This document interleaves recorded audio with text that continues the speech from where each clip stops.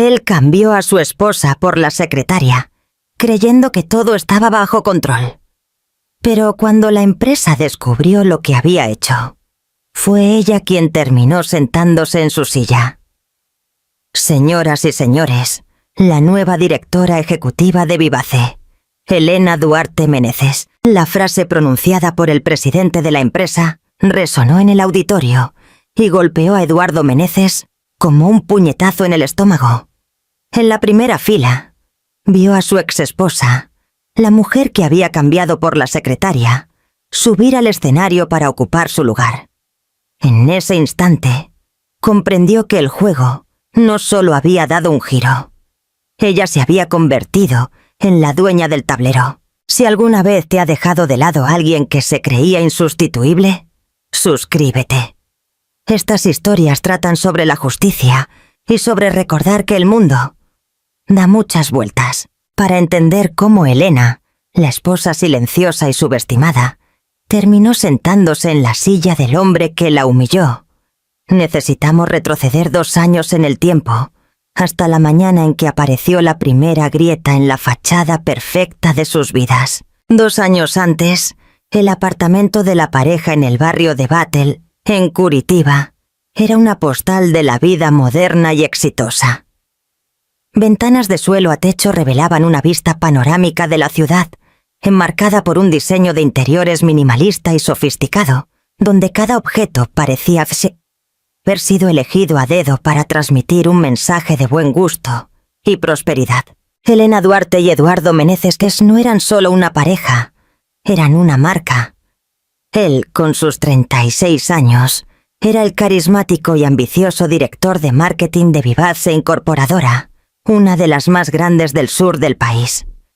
Un hombre que había construido su reputación con campañas publicitarias audaces y una autoconfianza que rozaba la arrogancia. Ella, a sus 32, era la gerente financiera de la misma empresa, una mente brillante y analítica, cuya calma y racionalidad eran el contrapunto perfecto a la impulsividad calculada de su marido. Juntos, eran la personificación del poder silencioso, la pareja perfecta entre la creatividad y la estrategia. La dinámica entre ellos era un baile bien ensayado.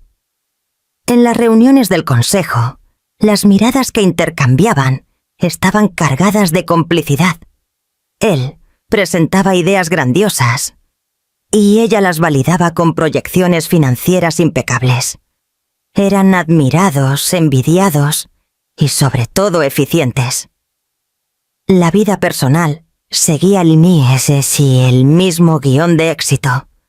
Cenas en restaurantes de moda, viajes internacionales y la crianza de Carolina, la hija de 6 años, que era el centro de un universo cuidadosamente planificado. Elena era la casa arquitecta de esa estabilidad. Su organización no se limitaba a todas las hojas de cálculo de la empresa. Orquestaba la vida familiar con la misma precisión, asegurando que el engranaje del éxito siguiera girando sin fricciones. Ella era la base sobre la que Eduardo construía sus castillos. Y él lo sabía, o al menos solía saberlo. El cambio fue sutil, casi imperceptible, como una nota disonante en una sinfonía familiar. Comenzó el día en que Eduardo, con el aval de Elena, decidió que necesitaba una nueva secretaria ejecutiva. La candidata elegida fue Camila Ferraz. A sus 25 años, Camila no solo era competente, era un evento. Encantadora, con una sonrisa que parecía ensayada para desarmar y una ambición que brillaba en sus ojos. Exhalaba una energía que contrastaba con la sobriedad del ambiente corporativo de Vivace. Ella era, en palabras de Eduardo, durante la entrevista final, exactamente el tipo de energía joven y proactiva que el departamento de marketing necesita. Elena, presente en la sala, asintió con la cabeza, analizando a la joven con su habitual racionalidad. Vio la competencia, pero también notó algo más, una especie de disponibilidad excesiva, un deseo de agradar que iba más allá del profesionalismo. En ese momento, catalogó la sensación como una simple intuición, un dato a observar, pero no una amenaza. Un error de cálculo que le costaría caro. En las semanas siguientes, la presencia de Camila comenzó a expandirse más allá de su escritorio, fuera de la oficina de Eduardo. No era solo una secretaria, se convirtió en su sombra. Llegaba antes, se iba después.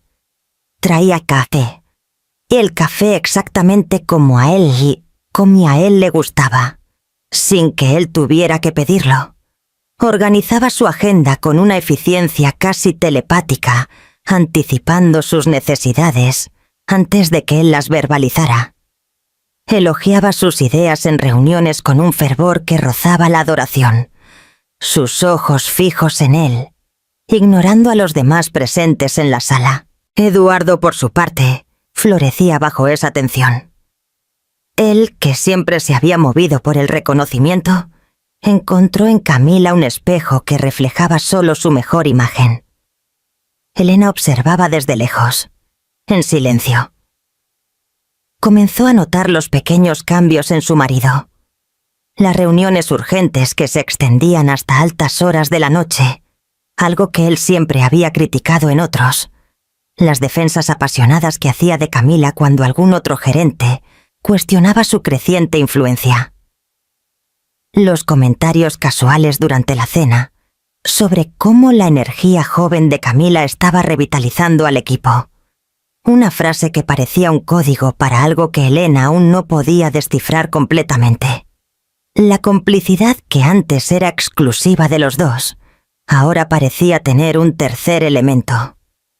El espacio entre ella y Eduardo, antes lleno de conversaciones y planes, comenzó a ser ocupado por un silencio extraño, salpicado por excusas vagas y miradas evasivas. El éxito, a veces, cambia las prioridades, y lo que antes era admiración se convierte en distracción.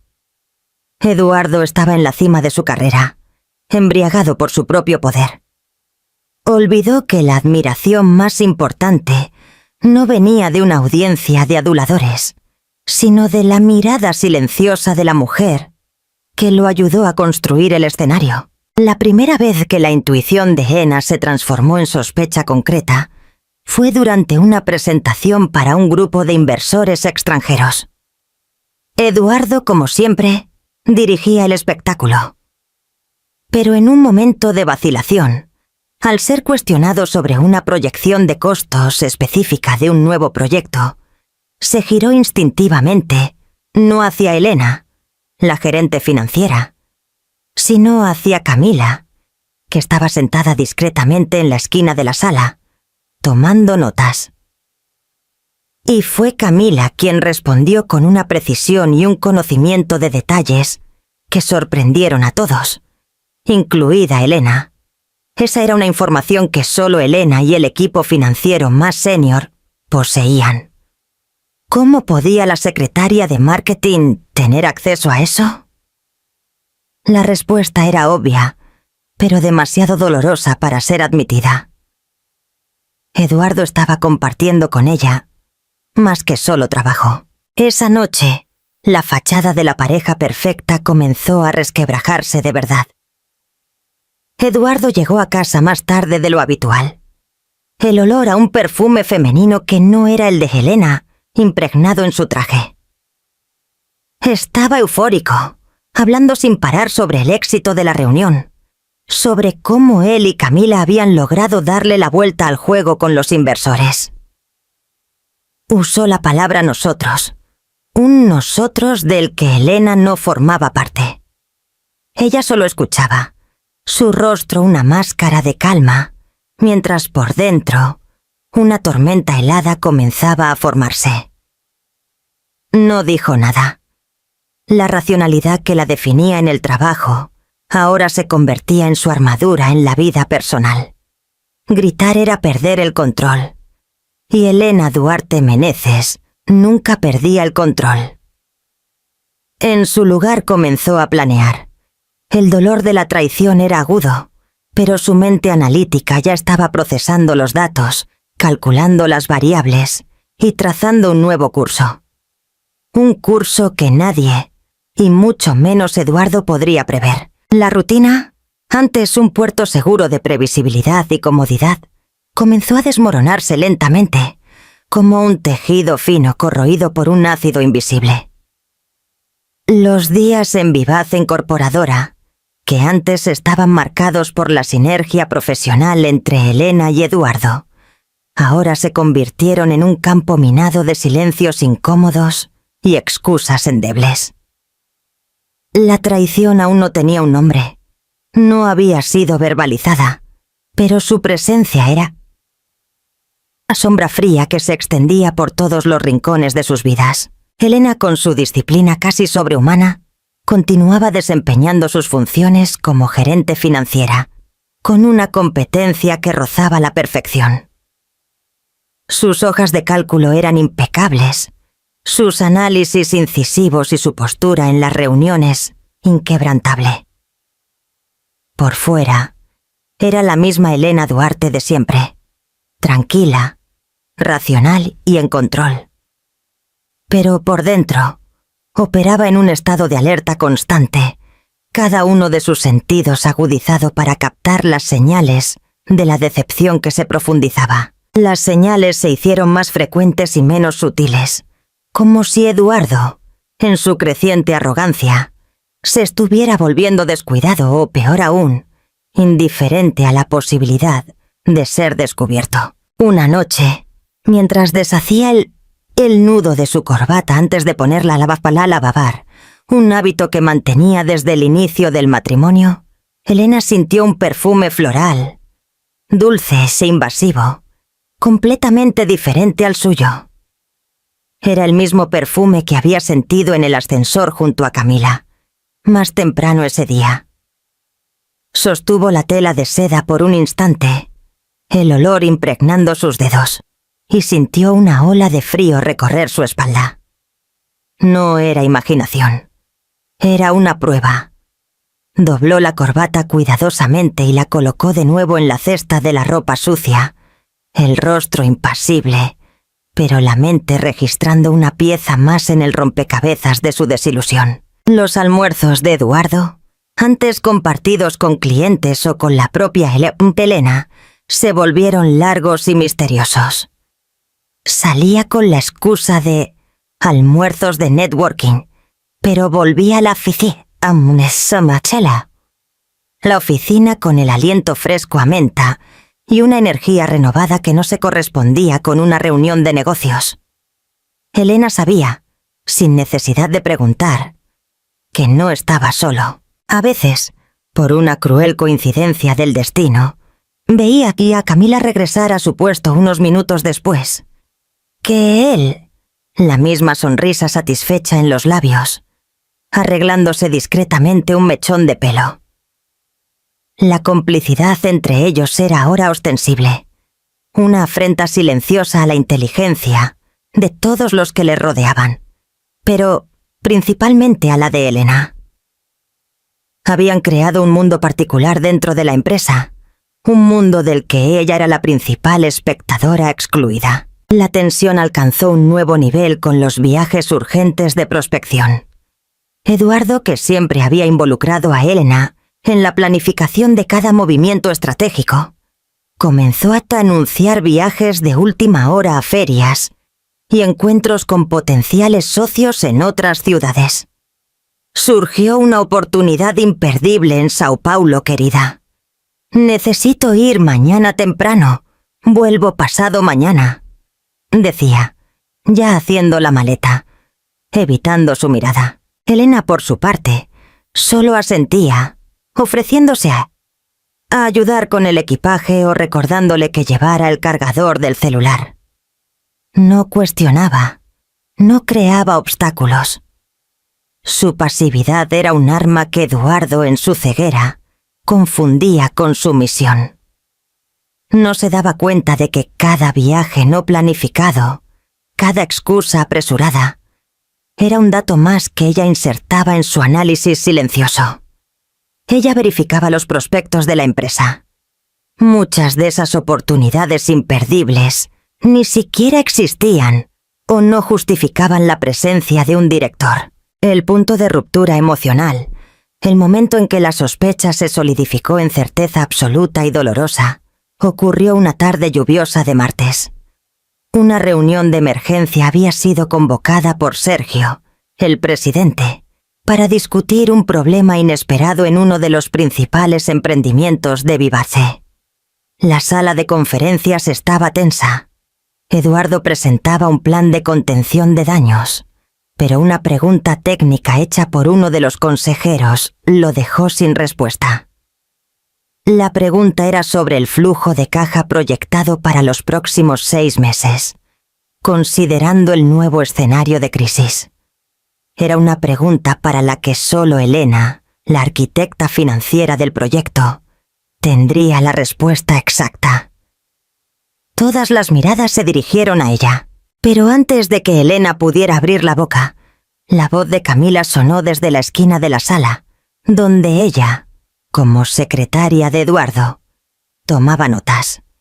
La proyección revisada considerando una reducción del 15% en las ventas y un aporte de capital de contingencia indica un flujo de caja positivo a partir del 4º mes, señor, dijo ella, con una seguridad desconcertante. El silencio que siguió fue pesado.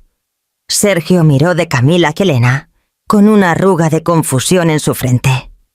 Los otros directores intercambiaron miradas incómodas. Eduardo, por un breve segundo, pareció entrar en pánico, pero pronto recompuso la fachada, sonriendo como si aquello fuera lo más normal del mundo. «Exacto. Gracias, Camila.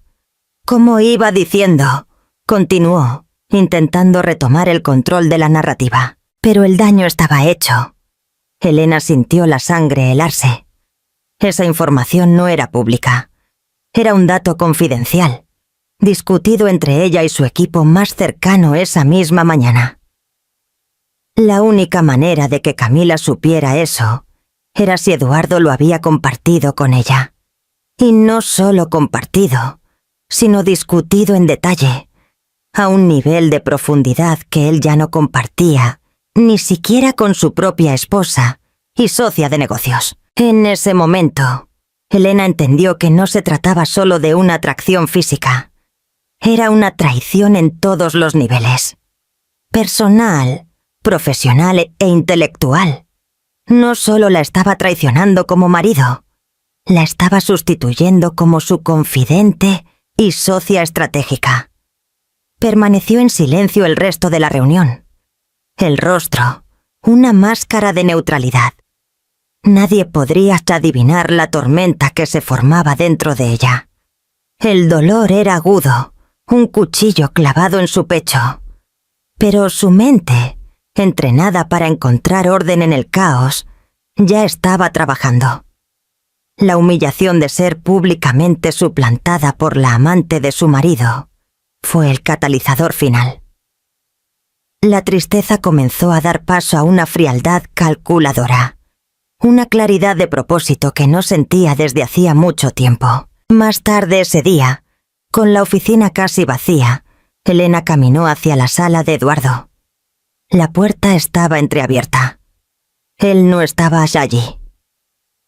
Sobre la mesa de caoba pulida, junto a una pila de informes, estaba su celular, olvidado en la prisa por salir a otro de sus compromisos.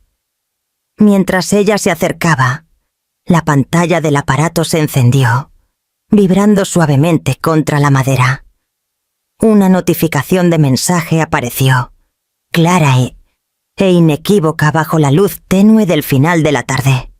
El nombre en la parte superior era Camila, y el mensaje debajo era una sentencia. «Ya estoy en el hotel. Habitación 403. No tardes». El aire pareció ser succionado de los pulmones de Elena. Ahí estaba, en letras digitales e impersonales, la confirmación vulgar de todo lo que ya sabía. El hotel estaba a pocas cuadras de la empresa. Un lugar conocido por su discreción. Habitación 403. El número quedó grabado en su mente. Por un instante, una ola de furia la invadió. El impulso de tomar el teléfono y tirarlo contra la pared, de ir a ese hotel y exponer a los dos, de gritar y montar un escándalo, fue casi abrumador. Pero entonces, la otra parte de ella, parte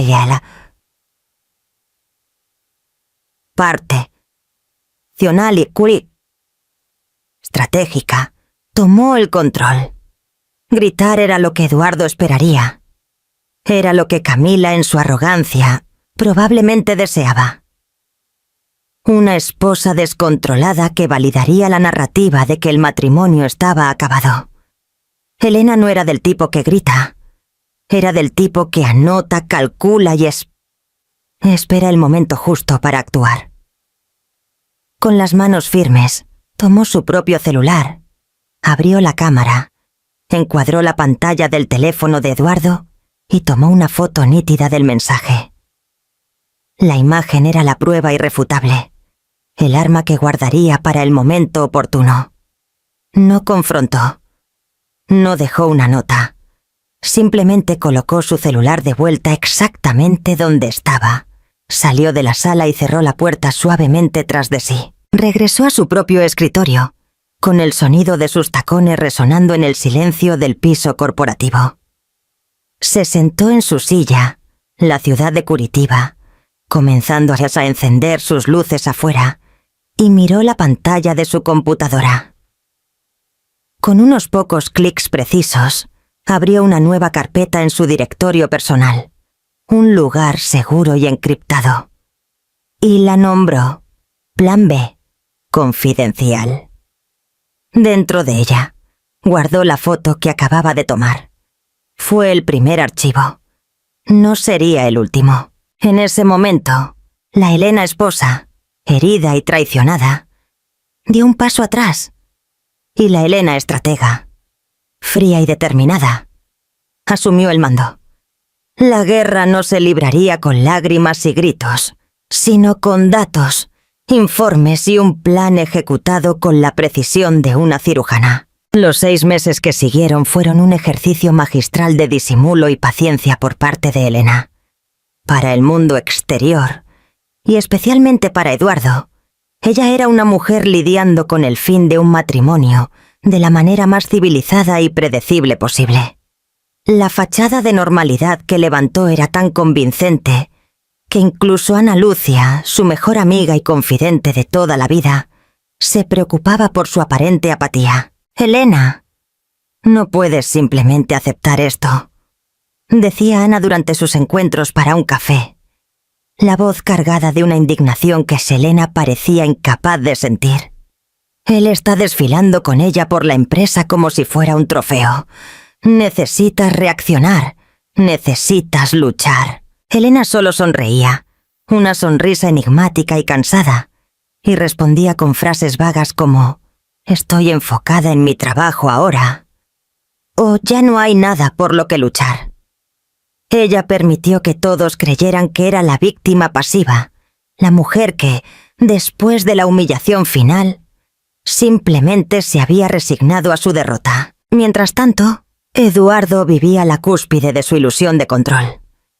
Oficializó la separación con una prisa casi indecente, conduciendo el proceso con la eficiencia de una transacción comercial. Se sentía magnánimo, incluso generoso, al aceptar los términos propuestos por los abogados de Elena, que parecían sorprendentemente modestos. No se dio cuenta de que su modestia era estratégica. Ella no quería batallas ruidosas por bienes materiales, porque su guerra era silenciosa y su objetivo mucho mayor. Liberado de las ataduras del matrimonio, Eduardo se sumergió de cabeza en su nueva vida. Se mudó a un apartamento moderno y ostentoso con Camila, un espacio que rápidamente se convirtió en el epicentro de su vida social. Se exhibía. Promovía cenas para colegas y amigos, presentando a Camila no ya como su secretaria, sino como su pareja, su musa inspiradora. Creía firmemente que lo había conseguido todo: la libertad, la pasión avasalladora y el mantenimiento de su estatus profesional. Veía el silencio de Elena como la prueba final de su victoria, la aceptación tácita de que él era el vencedor de aquella disputa conyugal. La subestimó de forma tan completa que llegó a sentir lástima por ella, una lástima condescendiente que alimentaba aún más su inflado ego. Pero mientras Eduardo se ocupaba de construir un escenario para su nueva vida, Elena, entre bastidores, estaba demoliendo silenciosamente los cimientos del mundo de él. El plan B, confidencial en su computadora, se convirtió en su santuario y su arsenal. La carpeta, antes con solo una foto, ahora era un dossier meticulosamente organizado. Cada viaje urgente de Eduardo fue cruzado con los calendarios de eventos del sector, revelando inconsistencias flagrantes. Cada informe de gastos, presentado por él y aprobado por Camila, era analizado por Elena durante las madrugadas en su oficina en casa, con la precisión de un perito forense. Comenzó a notar un patrón. Pequeños valores, casi insignificantes, cuando se veían aisladamente, pero que sumados formaban una cantidad considerable. Cenas para clientes en ciudades donde supuestamente estaba solo, gastos de hotel en habitaciones dobles, costos de representación en días en que no había ninguna actividad oficial. Eran migajas, pero Elena sabía que las migajas, cuando se siguen con paciencia, llevan a la fuente del pan. El paso más crucial de su plan, sin embargo, fue profesional. Con la excusa de que trabajar en el mismo departamento que su exmarido y su nueva pareja era emocionalmente agotador. Una narrativa que todos en la empresa aceptaron con compasión. Elena solicitó un traslado. No pidió un cargo lateral o inferior. Con una audacia que sorprendió a la dirección de RR. HH solicitó un puesto en el sector de planificación estratégica, un departamento cerebral, conocido por ser el verdadero centro neurálgico de Vivace, responsable de analizar el desempeño de todas las demás áreas y proponer el rumbo futuro de la compañía. Era un movimiento inesperado. Muchos lo vieron como un intento de alejarse, de encontrar un refugio. Solo Sergio, el presidente, pareció ver algo más. Él la entrevistó personalmente, y durante la conversación, Elena no habló sobre sus sentimientos o sobre la separación. Habló sobre optimización de procesos, sobre análisis de mercado y sobre la necesidad de que Vivace se volviera más ágil y orientada a los datos. Sergio, un hombre que valoraba los resultados por encima de cualquier drama personal, aprobó el traslado ese mismo día. Lejos de los focos del marketing y del drama diario de cruzarse con Eduardo y Camila en los pasillos, Elena floreció. El sector de planificación estratégica era su hábitat natural. Allí, rodeada de analistas, datos y proyecciones, su mente metódica y brillante encontró el terreno perfecto para operar. Ya no era la esposa de Eduardo Meneses. Era Elena Duarte, la estratega, y fue allí donde comenzó a construir su obra maestra. Se sumergió en los números de la empresa como nunca antes, pero ahora con una nueva perspectiva. No veía solo el departamento de marketing, sino el ecosistema entero de Vivace. Y lo que vio la alarmó y al mismo tiempo le dio la oportunidad que esperaba.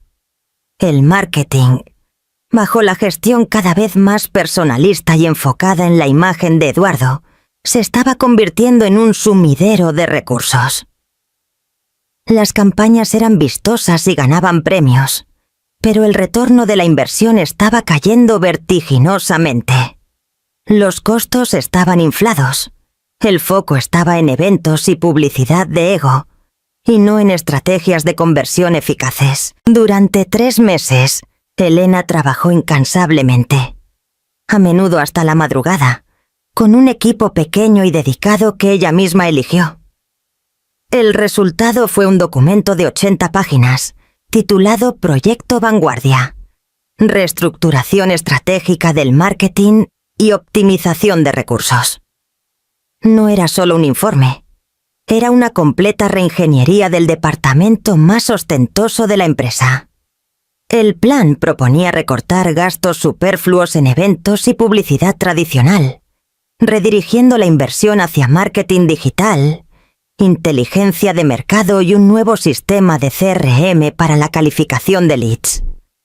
Preveía una reducción del 30% en los costos operativos del sector, al mismo tiempo que proyectaba un aumento del 20% en las ventas calificadas en un periodo de 18 meses.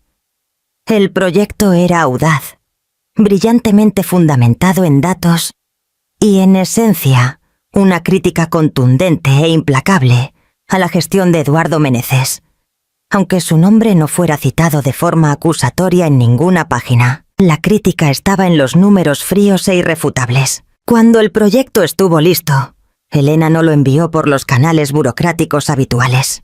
Solicitó una reunión de 10 minutos con Sergio, en la sala de la presidencia, con la ciudad de Curitiba como telón de fondo. No presentó el proyecto entero. Solo le mostró 3 gráficos. El primero, mostrando la curva ascendente de los costos de marketing en los últimos 2 años. El segundo, la curva descendente del ROI en el mismo periodo. Y el tercero, la proyección de cómo esas 2 curvas se invertirían con la implementación de su plan. Sergio, un hombre de pocas palabras, analizó los gráficos en silencio durante casi 1 minuto. Miró a Elena, sus ojos penetrantes, buscando cualquier señal de vacilación o venganza personal. Pero todo lo que vio fue la confianza serena de una profesional que sabía de lo que estaba hablando. «Prepare una presentación completa, Elena», dijo finalmente. «Va a presentar esto a todo el comité ejecutivo en la próxima reunión trimestral». La noticia de que Elena Duarte presentaría un gran proyecto de reestructuración al comité se extendió por la empresa como un incendio. Eduardo, al saberlo, se rió. «Elena, ¿en planificación estratégica?», comentó con Camila durante un almuerzo. «Es genial con los números, pero no tiene la visión para el marketing. Probablemente sugerirá cortar el café para ahorrar». «No te preocupes. Derribaré cualquier argumento suyo en 5 minutos». Su arrogancia le impedía ver la amenaza. Todavía la veía como la esposa que había dejado atrás, no como la adversaria más peligrosa que jamás enfrentaría. Se preparó para la reunión como si fuera para un día más de trabajo, confiado en que su carisma y su posición serían suficientes para mantener su reino intacto. No tenía idea de que no estaba yendo a una reunión, sino a una emboscada. Y la arquitecta de esa emboscada había pasado los últimos meses construyendo cada detalle de la trampa, no con rabia, sino con la fría e implacable lógica de un jaque mate. Mientras Eduardo se exhibía, Elena reconstruía. Y mientras él hablaba, ella actuaba. La cuenta regresiva para la inversión de poder había comenzado. El día de la reunión trimestral del comité ejecutivo amaneció frío y gris, típico de Curitiba, como si el propio cielo estuviera conteniendo la respiración, en anticipación a lo que estaba por venir. El auditorio corporativo de Vivace, el mismo escenario de la futura humillación de Eduardo, estaba preparado no para una celebración, sino para un juicio. El aire acondicionado zumbaba bajo. Una nota constante sobre los murmullos contenidos de los directores y gerentes senior que tomaban sus lugares alrededor de la imponente mesa de conferencias en forma de U. En el centro del poder de Vivace, Cada asiento era una declaración de estatus, y Eduardo Meneses, como director de marketing, ocupaba una posición destacada frente al podio. Llegó con la autoconfianza de un rey, inspeccionando su dominio, saludando a los colegas con amplias sonrisas y apretones de manos firmes. Vestía un traje italiano impecable y exhalaba el perfume caro de la victoria anticipada. A su lado, un poco más atrás, Camila Ferraz se posicionó lista con su tableta, la personificación del asistente leal e indispensable. Para ellos, aquello era solo otra formalidad, una oportunidad para Eduardo de brillar y reafirmar su importancia. Elena entró en la sala minutos después, puntualmente. Su presencia causó una breve interrupción en las conversaciones. No usaba los colores neutros y seguros de su antigua posición. Vestía un blazer rojo oscuro, un color de poder e intención que contrastaba con la sobriedad del ambiente y con la palidez de su rostro concentrado. No miró a Eduardo. Su foco estaba fijo en Sergio, el presidente, que le indicó su lugar en la mesa. Se sentó, abrió su notebook y organizó sus notas con una calma metódica que era, en sí misma, intimidante. Eduardo la observó de reojo, una sonrisa burlona jugando en sus labios. No la vio como una adversaria, sino como una figura trágica, una exesposa intentando reafirmarse en un mundo que él dominaba. La lástima que sentía por ella era el último y más grave de sus muchos errores de cálculo. No veía a la estratega, veía solo a la mujer que había dejado atrás. La reunión comenzó con los temas de rigor: resultados financieros, actualizaciones operacionales. Elena permaneció en silencio, absorbiendo cada palabra, cada número, su expresión indescifrable. Entonces, llegó su turno. Sergio la presentó con una formalidad neutra. Y ahora Elena Duarte, de Planificación Estratégica, nos presentará una propuesta de reestructuración para el área de marketing. Eduardo se recostó en la silla, cruzó los brazos y se preparó para el show.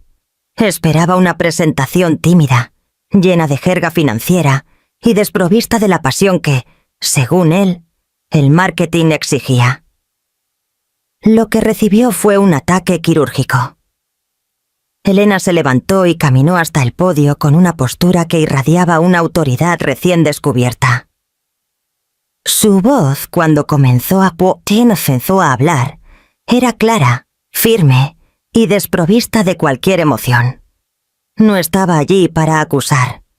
Estaba allí para presentar hechos. El primer slide que apareció en la pantalla gigante detrás de ella fue un gráfico simple, pero devastador. Las dos curvas que le había mostrado a Sergio, ahora visibles para todo el comité. La línea roja de los costos de marketing, subiendo en una trayectoria empinada en los últimos 2 años, y la línea azul del retorno de la inversión, desplomándose en la misma proporción. «Señoras y señores», comenzó ella, «estos son nuestros números, y nos cuentan una historia, la historia de un departamento que está desangrando recursos con una eficiencia cada vez menor». La sonrisa de Eduardo vaciló. Se inclinó hacia adelante, la expresión de aburrimiento sustituida por una de irritación. Elena prosiguió, diseccionando la gestión de él sin jamás mencionar su nombre. Mostró datos sobre el bajo compromiso de las campañas premiadas, el costo exorbitante de eventos de relaciones públicas con bajo impacto en ventas y la falta de una estrategia digital coherente. Cada slide era un golpe, fundamentado en datos extraídos de los propios sistemas de Vivace. Hablaba el idioma que el consejo entendía, el idioma del dinero, del desperdicio y de la oportunidad perdida. La sala, antes relajada, ahora estaba en silencio absoluto, todos los ojos fijos en la presentación. Eduardo sintió el calor subir por su cuello. Aquello no era una propuesta. Era una ejecución pública. Mi propuesta, el proyecto Vanguardia, continuó Elena, pasando ya a la parte constructiva de su plan. No es sobre cortar costos aleatoriamente. Es sobre reinvertir con inteligencia. Es sobre cambiar el ego por la eficacia, la imagen por el resultado. Ella detalló el plan de migración al marketing digital, la implementación de software de análisis de datos y la creación de un equipo enfocado en el rendimiento. El proyecto era robusto, moderno e innegablemente superior al enfoque actual. Al final de la presentación, el comité estaba visiblemente impresionado. Sergio abrió espacio para preguntas y varios directores elogiaron la profundidad y la claridad del plan. Fue entonces cuando Eduardo, sintiendo que su poder se escurría entre sus dedos, decidió contraatacar. «Con todo respeto, Helena», dijo él, con la voz destilando sarcasmo. «Son números muy bonitos, pero el marketing no se hace en hojas de cálculo. Se hace de creatividad, de relación, de visión, cosas que no se miden en gráficos». Intentó descalificarla, pintarla como una burócrata que no entendía el alma del negocio. Helena lo encaró directamente por primera vez ese día.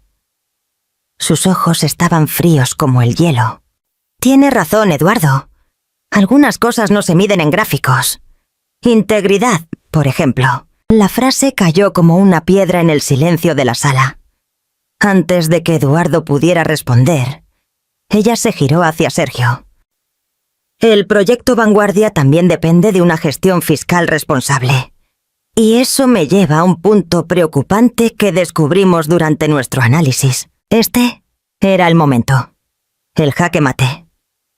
Helena proyectó un nuevo slide. Era una tabla simple con fechas, valores y descripciones de gastos.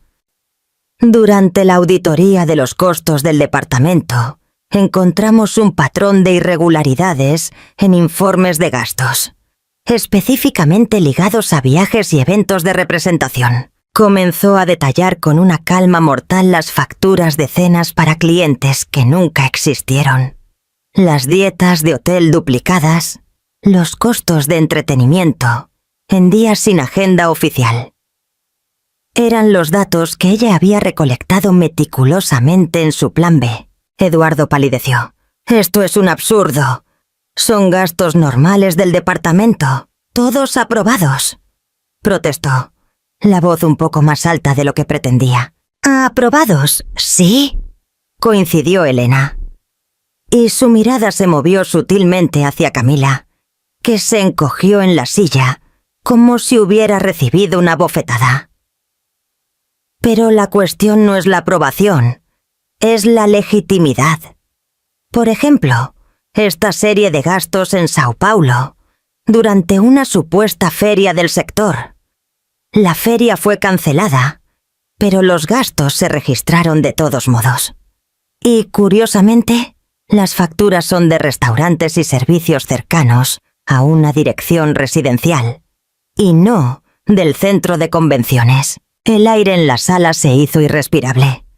Los directores se miraban entre sí. La incomodidad se transformaba en sospecha. Eduardo intentó defenderse, balbuceando sobre malentendidos, sobre la complejidad de su agenda. Pero los informes financieros estaban allí, en la pantalla, firmados digitalmente por él y validados por Camila. Y la narrativa de Elena era impecable.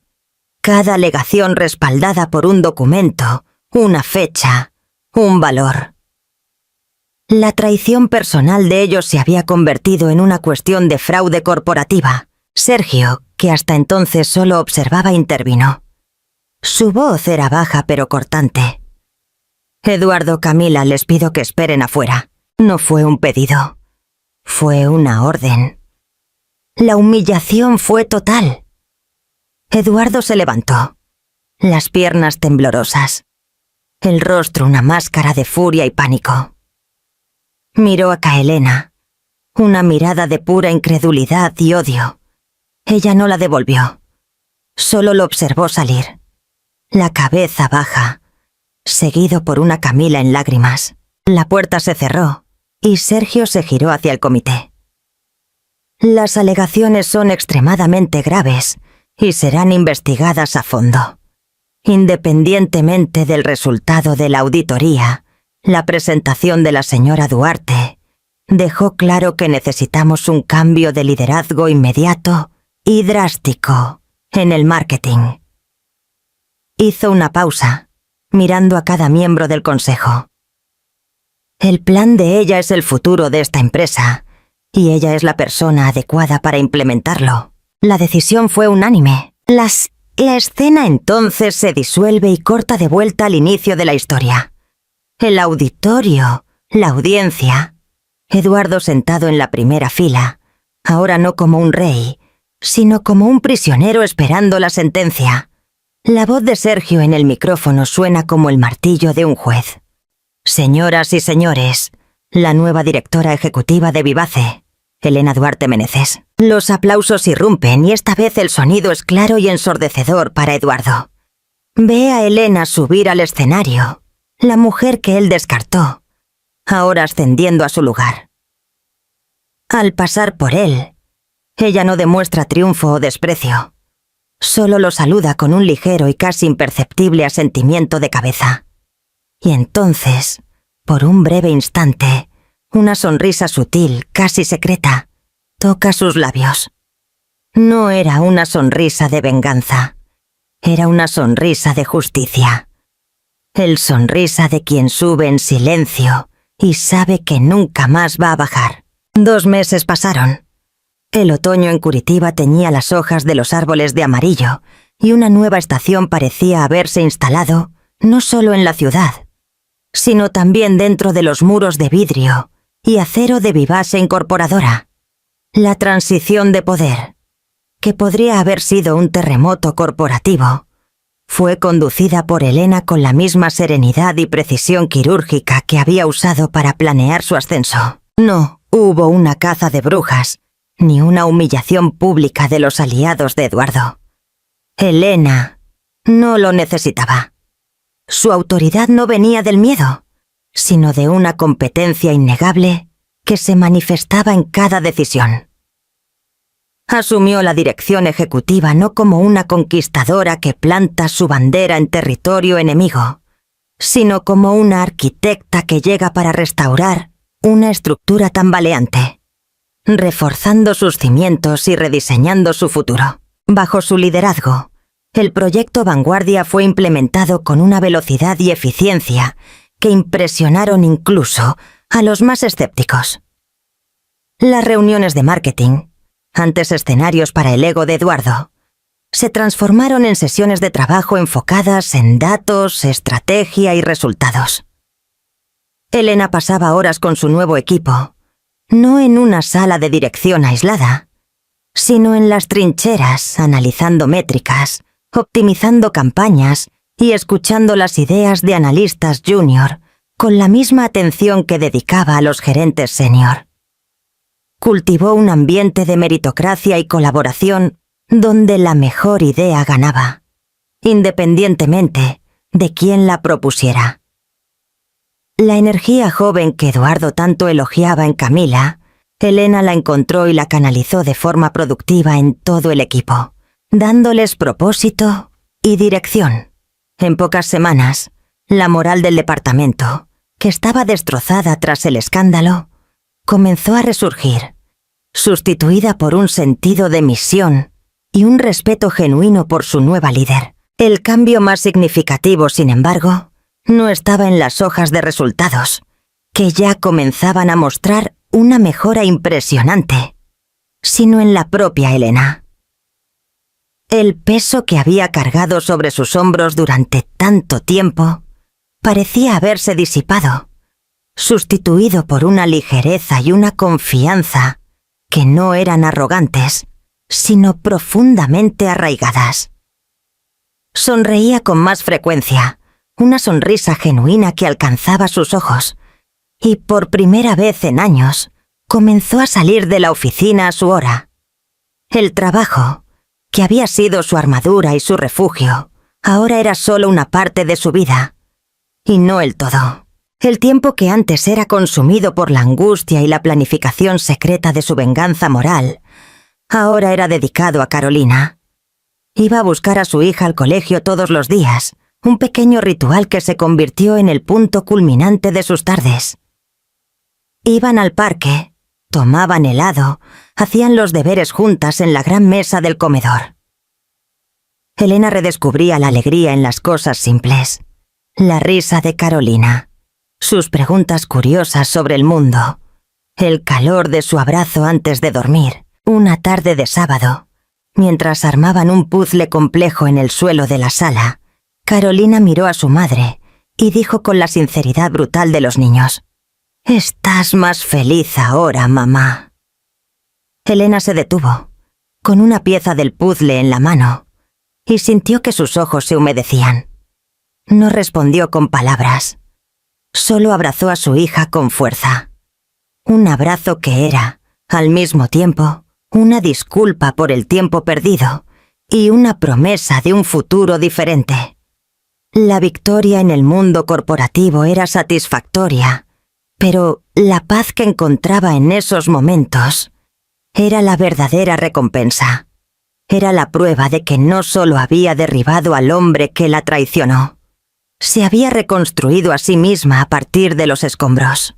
Mientras tanto, el mundo de Eduardo Meneses había implosionado en cámara lenta.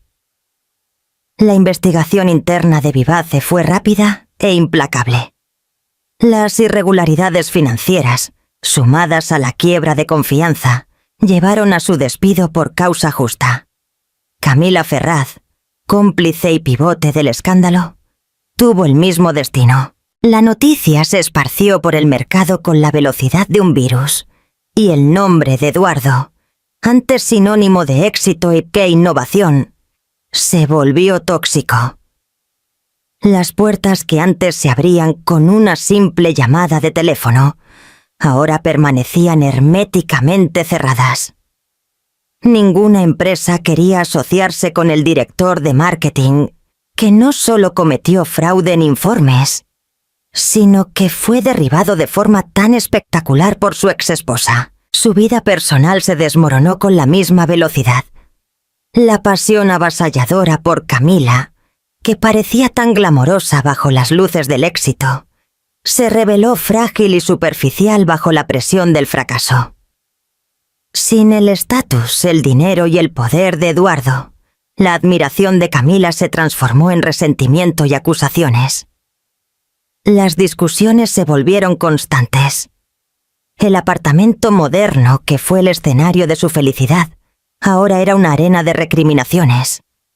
La relación, construida sobre la excitación de la traición y la ilusión del poder, no sobrevivió a la dura realidad de la mediocridad. En menos de 2 meses, Camila lo dejó, llevándose consigo la última chispa de su ego inflado. Solo, desempleado y socialmente aislado, Eduardo tuvo tiempo de sobra para reflexionar. La arrogancia dio paso a una desesperación silenciosa. Repasaba los acontecimientos en su mente, intentando entender dónde, exactamente, había perdido el control.